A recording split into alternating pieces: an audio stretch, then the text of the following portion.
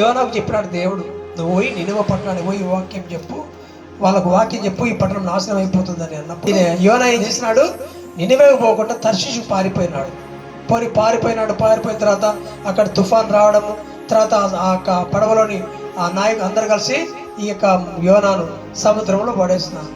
సముద్రంలో దేవుడు పోతే పోన్లే, వాడు పిరికివాడు పాపం ఎందుకు బాధ పెట్టాలని దేవుడు ఊరుకోలేదన్నమాట.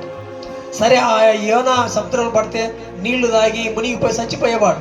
ఇంకా తర్వాత ఇంకొక యోనాను వెతుక్కోవాల్సిన అవసరం దేవునికి ఉంది, వెతుక్కోగలడు. కానీ దేవుని మొండితనం ఏంచుతున్న యోనాని పంపాలా. యోనా పోతే అనేక మంది యోనాను పిలుచుకోవచ్చు, ఇంకొక కొంతమందిని దేవుడు ఎన్నుకోవచ్చు. కానీ దేవుని మొండితనం అంటే ఎవడైతే పారిపోతాడో వాడినే ఎన్నుకోవాలి అనుకొని దేవుడు ఏం చేశాడు, మళ్ళా ఎప్పుడైతే యోనా సముద్రంలో పడతాడో సముద్రంలో ఉన్న చేపకు ఆజ్ఞయిస్తాడు, నువ్వు పోయి యోనాను మింగు, కడుపులో దాచుకున్నప్పుడు ఆ చేప పోయి యోనాను కడుపులో దాచుకొని 3 రోజులు అక్కడ ఉండి యోనా అప్పుడు పశ్చాత్తాపడతాడు. ఏంటి చుట్టూ ఆ చేప కడుపులో ఉన్నట్టుగా యోనాకు తెలియదన్నమాట. ఒక చేప వచ్చి మింగింది, కడుపులో ఉన్నాడు, అంత పీసు అంతా భయంకరంగా ఉంది.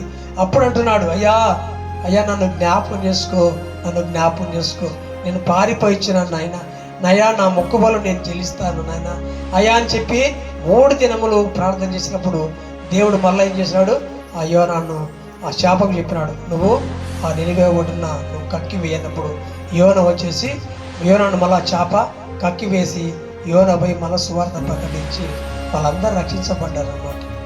కారణం ఏమిటంటే దేవుడు ఒక మనిషిని ఫిక్స్ అయినాడంటే వాడు ఎన్నిసార్లు పైన కూడా వాడిని విడిచిపెట్టి